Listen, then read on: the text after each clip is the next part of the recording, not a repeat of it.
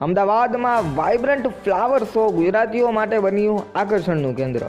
7 લાખ રોપાઓથી બનેલા 400 મીટર લાંબા ફ્લાવર સ્ટ્રક્ચરનો સમાવેશ કરવામાં આવ્યો। અમદાવાદમાં વાઇબ્રન્ટ અમદાવાદ ફ્લાવર શો 2024 શરૂ થયો છે। મુખ્યમંત્રી ભૂપેન્દ્ર પટેલ ફ્લાવર શોને ખુલ્લો મૂક્યો હતો।